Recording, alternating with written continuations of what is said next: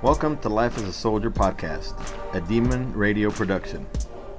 My name is Command Sgt. Major Albert Serrano, also known as Demon 7, and I will be your host. Make sure to like and subscribe to this podcast to hear the stories and lessons learned from some of the bravest and hardest working men and women in the United States Army.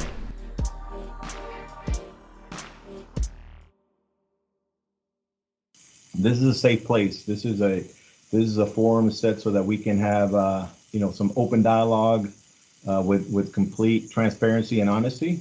Because what I'm looking for is, and as you see, we progress through the conversation here, I'm looking to know whether I'm doing my job for you, and so are the rest of the non-commissioned officers. But I can't know that if you're not honest with me, and maybe throw out some observations that you have from your perspective, whether you've been in the Army for a year, 2 years, or 28 years like myself. You have eyes and you have ears, and I'm looking forward to that. So having said that, today's topic is the main title is going to be Life as a Command Sergeant Major, but really we're going to talk about all kinds of non-commissioned officers, or non-commissioned officers at all levels, I should say.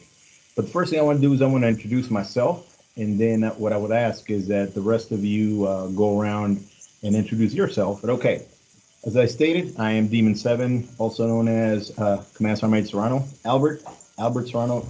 I've been in the Army, it'll be 28 years this May. I am married to my beautiful wife, Amber, and I have 2 daughters, Isabella and Jordis, and a little dog named Chewy. I was born in Mexico City and grew up in Los Angeles, California.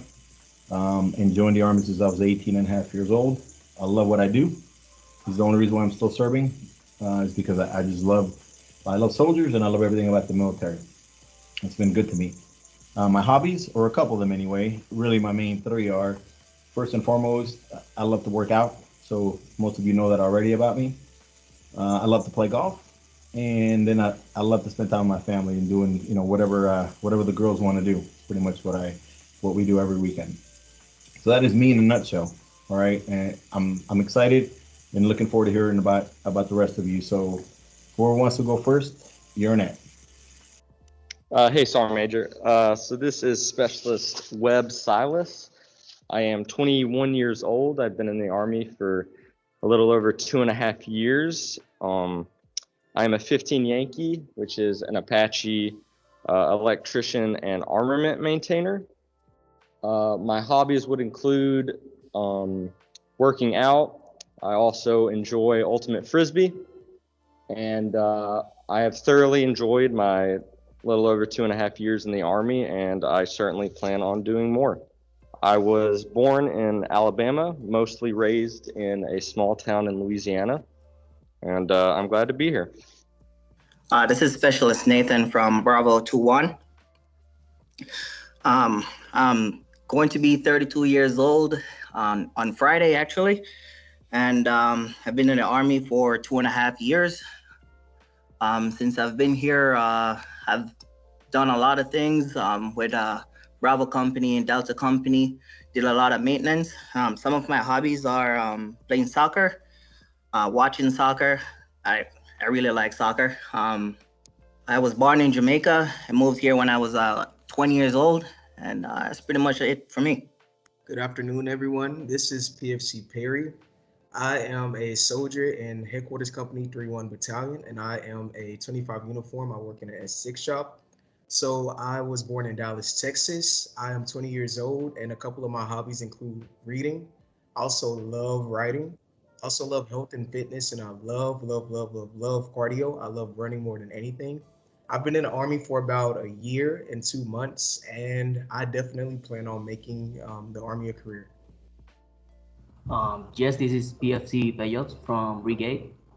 I'm right now working at the S3 shop. I am married. I have a year and a half in the military as right now. My hobbies are like to play baseball, some basketball, doing some workouts. I was born and raised on Puerto Rico, and yeah, that's pretty much about me. So as I mentioned earlier, today's topic is life as a Command Sergeant Major, but as I alluded to, we're also going to talk about non-commissioned officers at all echelons. And what I'm going to do is I'm going to pose, some expectations / questions from my perspective. But again, the point is for you guys to provide, the feedback and your observations, whether you've been in the Army a year and some change, like one of you mentioned, or 2.5 years, because that's what I'm really interested in. And again, I just want to caveat again with saying that please be completely honest and transparent, because that's what I'm looking for. So first, to tell you about me, really, in a professional sense, and that is, what do I do every day, right? As your Command Sergeant Major of the brigade, what are my responsibilities on a daily basis? So I'll give you the doctrinal answer first, meaning what's right out of the book, policy and regulations that are in the Army, and that is that I am the senior non-commissioned officer, at the brigade. I'm the senior enlisted advisor to the brigade commander, Colonel Shivers. I carry out and enforce policies and standards on performance, training, appearance, and conduct, basically of every one of us in this brigade. I'm responsible for the talent management of all enlisted soldiers in the brigade. And I pretty much ensure that the non-commissioned officer corps is represented well, like I said, at all echelons, and that we are continuing to enforce policies and procedures, SOPs that we have in place. So let me break it down a little bit further. Most of you, if you see me walking around, I know probably the appearance is that the old Command Sergeant Major walks around barking because your mask is not properly worn, or your uniform is not properly worn, or etc. Yes, those are part of my responsibilities. However, really, what you could take away from what I do every day, besides, unfortunately, sitting in a few meetings, which is not my favorite part. I like to get out and see you guys. Is that the decisions and the direction in which we take the brigade, no matter where you work, which battalion, which company, the decisions that we make up here, that I make up here, it's transparent to you because you don't see it. However, it affects all 2,900 of us in this brigade. In other words, if I, obviously with a commander, say, hey, we're going to take us in this direction, that means all 2,900 of us. It's not just Sergeant Major Serrano, what's good for me or not good for me. And so again, the takeaway is simply that the responsibility that I have, as your brigade sergeant major it's pretty big, right? I don't take it for granted. It's super important, and I try to do my best to ensure that every decision is made, with a lot of thought process that takes place before I make that decision. So that again, that's a doctrinal, a piece of what I do. Junior NCOs or NCOs at all echelons, right? My expectations, which kind of leads into the first question, and that is, if any of you would ask me, what do I expect from my non-commissioned officers? And that is, first and foremost, really is that they take care of my soldiers, right? That they train soldiers and look out for their safety and welfare. That is it, in a nutshell. Another thing about me that I like to say, because I really think that I am a very simple individual. And what I mean by that is that, you ask me a question, you're going to get an unfiltered, uncensored, somewhat answer, meaning that I'm not going to sugarcoat it, right? Because I owe you that. And so what I tell you is that when any non-commissioned officer in this brigade, especially the sergeants, right? The sergeants E5, since that is our first line of defense in the non-commissioned officer corps and support channel, really, because they are the ones that really get to see. Every one of you on the net right now is a junior enlisted soldier. Therefore, you should have a sergeant that is your first line supervisor. That individual should be doing the three things that I just mentioned: safety and welfare of yourself and your family, ensure you're being properly trained, right? And completely responsible for every aspect of your military career, and sometimes your personal life, because we do, and I expect every one of my NCOs to care about you and your family, which goes back to the victory wellness piece that as you guys know, in the 1st Infantry Division, we are heavily invested in. because it's all about taking care of soldiers and their families. We're in a people business, right? The Army is a people business. You are our most important resource. Therefore, we must take care of you. So I guess my question to you all now, and I'm going to open it up, is based on everything that I just described about myself and the non-commissioned officers, especially that first line supervisor, what are your thoughts on, are we holding up our end of the bargain? Are we doing the things that I just described? I'm going to go ahead and mute my mic, and I'm ready to listen. Whoever wants to go first. Hey, Sergeant Major, this is Specialist Nathan Biko, 2-1. I think for the most part, we have really good leaders as E5 or E6 in our brigade, and I can only speak for 2-1, but since I've been in First ID, like I've met a lot of NCOs who really care and show that they care on a daily basis about their soldiers. For example, Sergeant Erdl, he goes above and beyond for his soldiers, especially me. I think, as a leader, he's a really good example of what a leader should be and what an NCO should be. Okay, great feedback. I appreciate it, Nathan. Who else has something? Yeah, I'd like to add on, Sergeant Major. I'm not sure for the other lower enlisted guys, but I know for myself, I haven't been in this unit very long, 1-1 Delta Company, but I've had 2 squad leaders so far, both being specialist promotables, and they've both really taken up the reins for that E5 position they're put in for good leadership. And I feel what's most difficult for someone once they start getting into the leadership positions of E5, E6 is the ability to teach portion, which is harder for most soldiers to grasp, I think. But I know for Delta company at least, I've seen no issues with it. But and as far as it goes up higher than that, I've seen no issues. Fantastic leadership. Information gets down quickly, is said clearly, not much misunderstanding.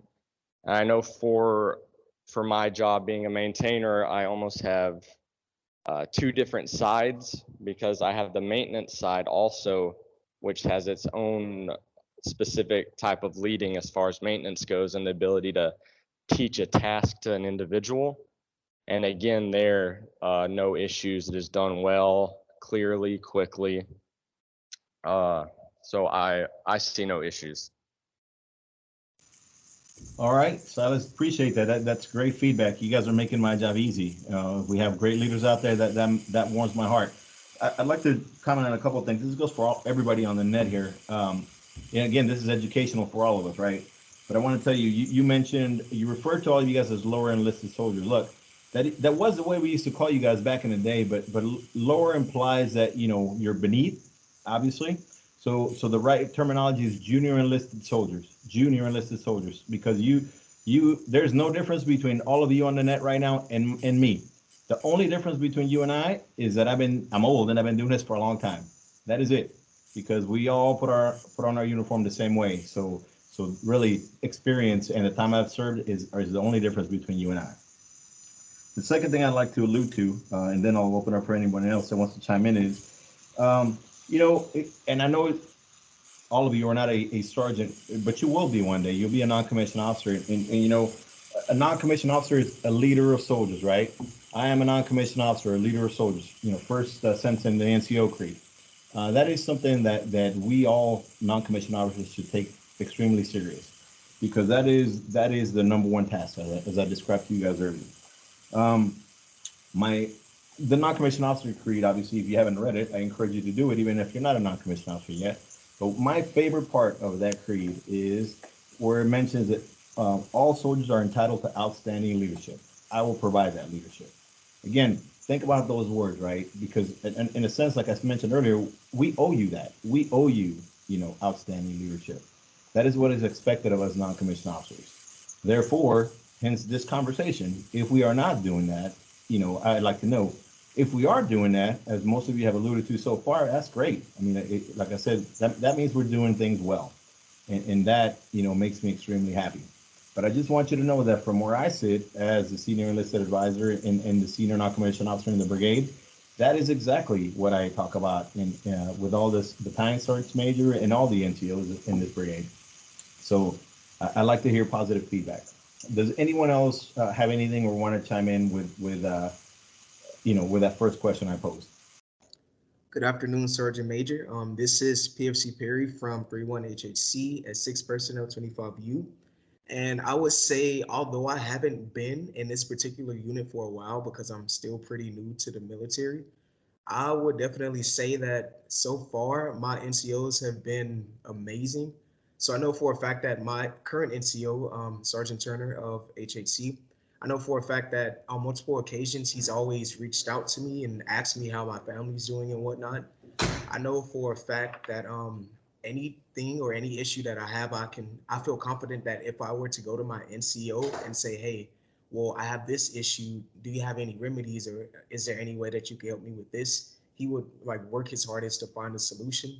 Nonetheless, my current NCO, Sergeant Turner, he's encouraged me to do things such as do correspondence courses and do JKO and whatnot, and things such as apply for TA, and even go as far as to help me build credit and things of that nature. And so it's also the fact that he's helped me try to grow more as a leader by encouraging me to learn the most that I can and become a proficient 25U. And so I would say thus far, my NCOs at this particular unit and the NCOs that I've come across in the Army thus far, they've all been great, Sergeant Major. All right, that's great feedback, Perry. I appreciate you. Again, it makes me feel great to know that NCOs are out there, doing the right thing.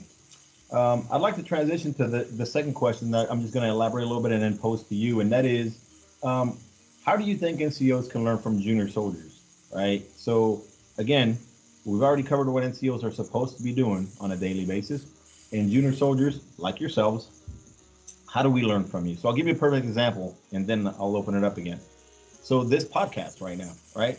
This stuff is when I was a junior soldier like yourself, there was no podcast, there was no cell phones, there was none of that. So when the PAO officer, Captain LaCour, brought this up to me, I'm not gonna lie, I was a little hesitant. I'm like, whoa, podcast, that's like, my daughters talk about that, right? Because I'm an old guy, like I said. But guess what? This is a lot, a way of how information gets out there. And so I thought, great idea. Let's give it a shot. And hopefully this will gain some traction. We'll continue to do this, the whole time we're out here, and maybe even after we get back home. So again, how do I learn from it? Well, this is a perfect example how I learned from junior leaders, really, is that this is a means that I can get information out there, that my voice can be heard, that your voice can be heard. Therefore, I think, even though you hear sometimes that, you can't teach an old dog new tricks, I would argue that, because I'm always learning, always asking questions, even though I've been doing this for a while. And so I think I can learn a lot from every one of you on that right now. I already have, honestly, based on what you've said, but your innovative ideas, your different ways to look at things based on, your age simply, or where you come from, I welcome that. I want to hear that. Because there's always a way to do things better, and I'm all about that. So I'm going to open it up to you guys. How what other ways do you guys think that your non-commissioned officers can learn from you? Over. Hey, Sergeant Major, Specialist Nathan here, Bravo Company 2-1. I really do believe that regardless of what rank you are, you can learn something new. Every day. A lot of us have experience in different areas that, another person might not have that experience. Like for myself, I was a manager at Walmart for almost 10 years. And I was in that leadership position for majority of my career there. And I really learned a lot about leadership. So now that I'm here as a junior enlisted, just NCOs taking the time out to hear little bits and pieces that I have that I can teach is just good. Just taking that time to like just listen to what a junior soldier has to say. You're absolutely right. Absolutely right, Nathan. And I appreciate you bringing that up because you're right. You know, I often discuss with people, with soldiers about you never know who you're speaking to when you're, for example, take a counseling session. When you get monthly counseled, right? You know, I could be sitting with one of you guys as your non-commissioned officer, you know, reading over that 4856. And obviously there's words that are typed or written on that 4856, as you all know. What if you're an English major? What if you already got a degree, a bachelor's or a master's degree before you came in, and your major is English, right? And I can't write worth a lick, right? And now I'm trying to give you this, and you're gonna look at this piece of paper and look at me like, wow, right? This is just a small example, but point being that you're absolutely right, and that you just don't know the level of experience, education, or life experience really that people bring to the table. Therefore, super important to listen and not be so proud that you will not take advice or recommendations from anybody, you know, in wearing our uniform. So great feedback there. Anyone else have anything? All right, I'm going to transition to a third question that I have, you know, which is going to be a perfect segue for something that I have written on my board back home, and I'll get to that. But that is, what has the Army taught you about leadership? So you guys go ahead and think about that while I continue to speak. What has the Army taught you about leadership? So I'll tell you, for me, right, I told you I hit 28 years this May. When I first came in, I came in as an E1, Private Serrano, back in 1993, before some of you were born. I get that. But the, you know, the Sergeant First Class, my platoon sergeant was everything. I just wanted to be a Sergeant First Class one day. I thought that was great. And that's what I strive for. I work hard to get to that point. Never did I think I was going to be a first sergeant or a command sergeant major, you know, but here I am. And so how does that, you know, relate to leadership? So I tell people all the time, I will tell you guys this now, that one of the main reasons why I'm sitting here today as your brigade command sergeant major is because of the great leaders that I encountered throughout my career. I had great mentors that taught me a lot, that a lot of time was tough love, but you know, I knew they cared. And so they pushed me, they you know, pushed me to take college classes or correspondence courses or this or that. But man, I'm so grateful for those individuals, because that is one of the biggest reasons why I'm here today. And I'll tell you something that I have written on my board back home if you ever come in my office. And that is a quote that I read in a book a long time ago. And it says, leadership is a choice, not a position. And I wholeheartedly believe that. So if you were to ask me right now, what is the definition of leadership, Sergeant Major? That's what I would answer first. I will tell you what, you know, doctrinally, what the Army tells us is the definition of leadership, right? Provide, you know, direction, motivation type of thing. But I'm telling you right now that my answer would be, you know, that it is a choice, not a position. Because when you make the choice to be a leader, right, when you really make that choice, it comes with a lot of extra, you know, responsibility.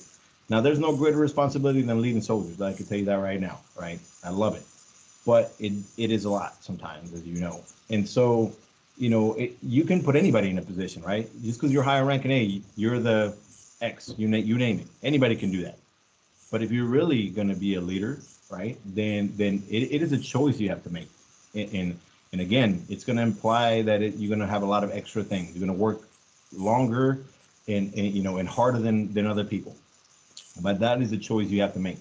So remember that, because that is my shot to you as far as what I think leadership, you know, is. So thoughts on that? Anyone? Over. Specialist Webb, Delta Company 11 here, Sergeant Major.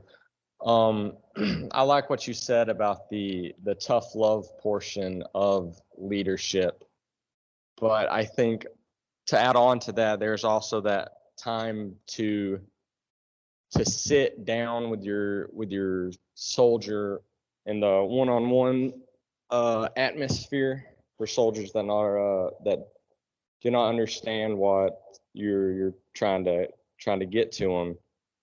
And I know it's hard. Leadership is difficult, and for a lot of people, I would say.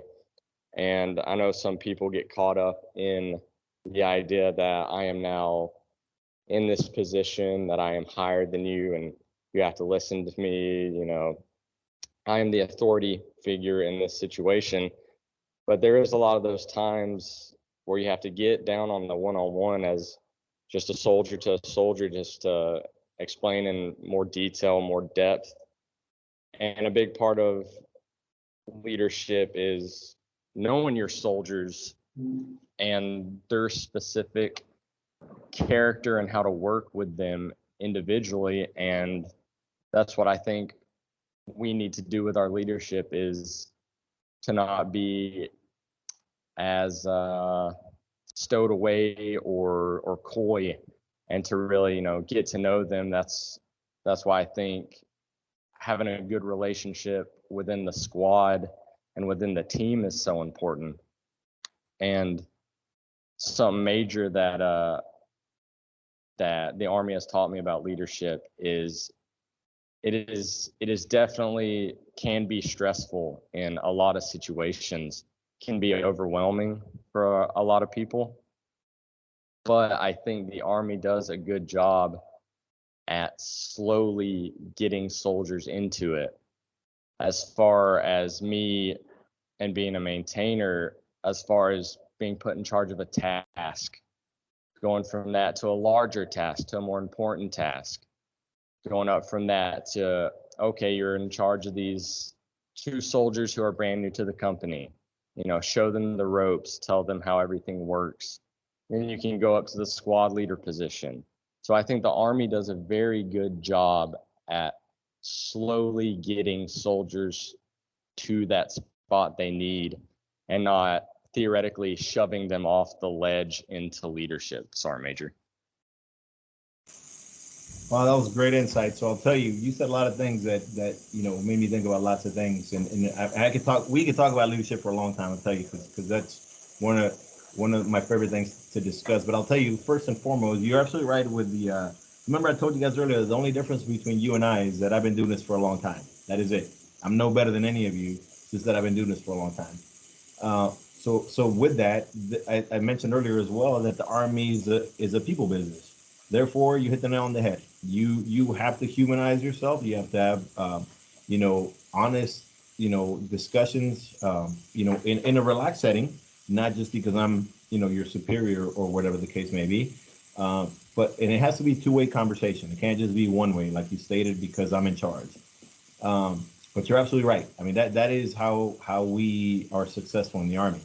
I also agree that we try to do a good job in kind of progressing leaders throughout the Army.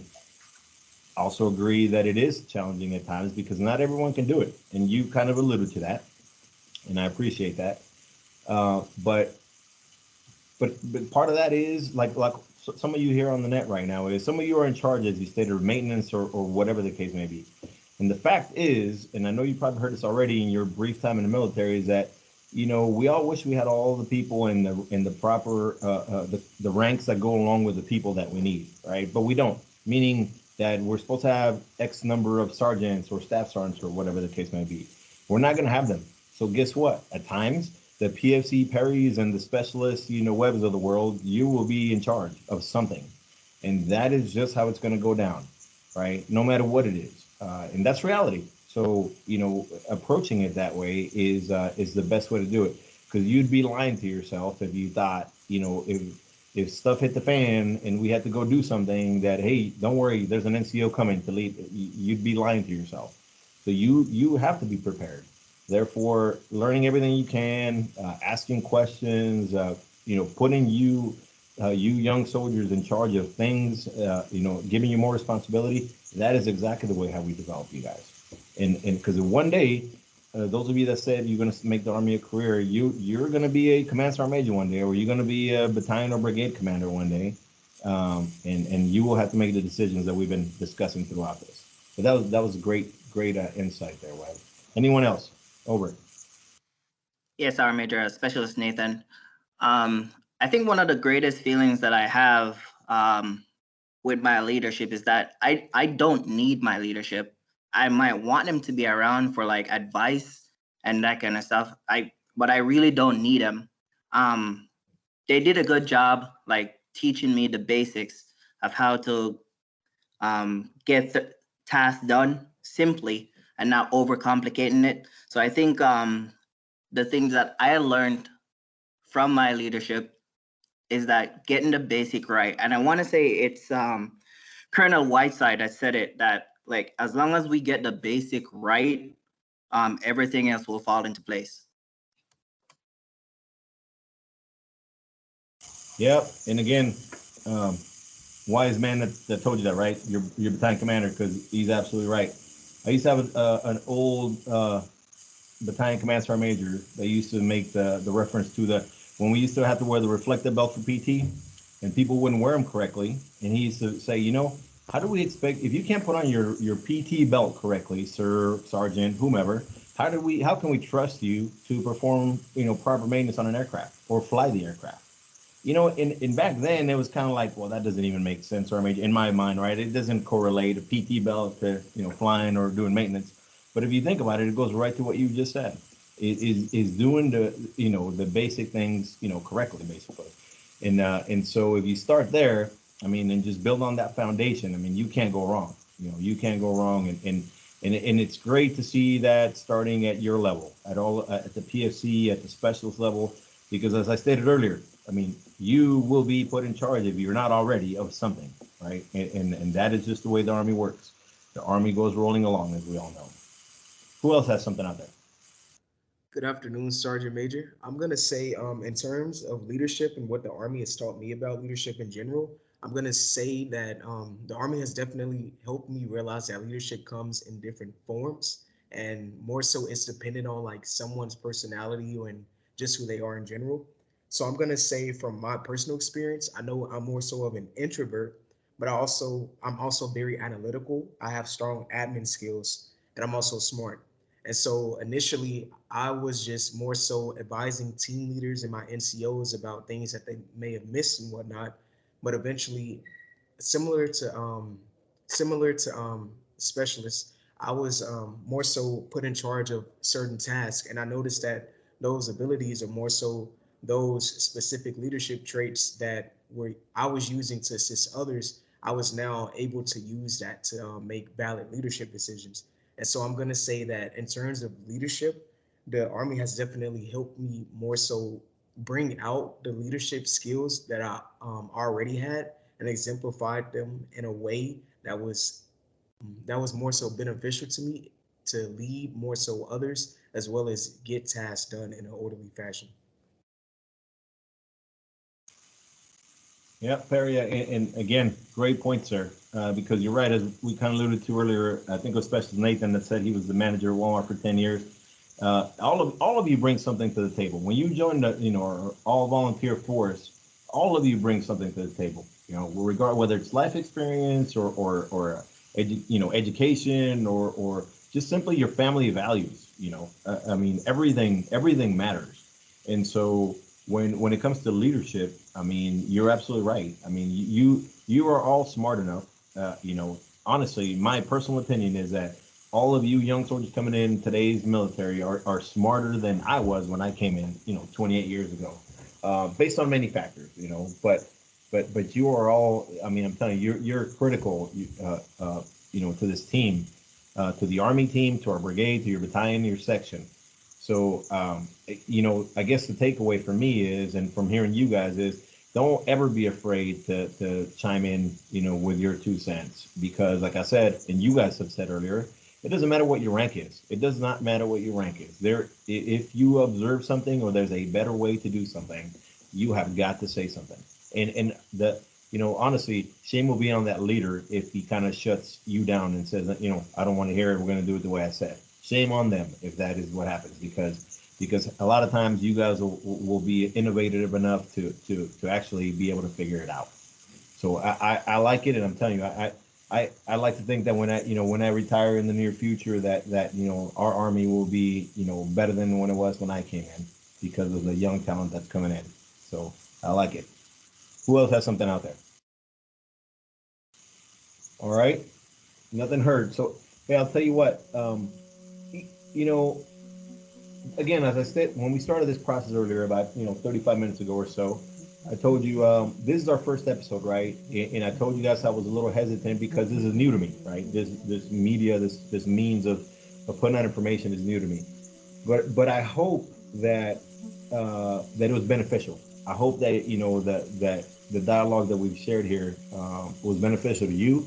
I know it was for me because I don't always, especially right now in our current environment, when we're not all in the same place, location-wise, geographical location, um, that you don't often get to talk to me or I get to talk to you, right?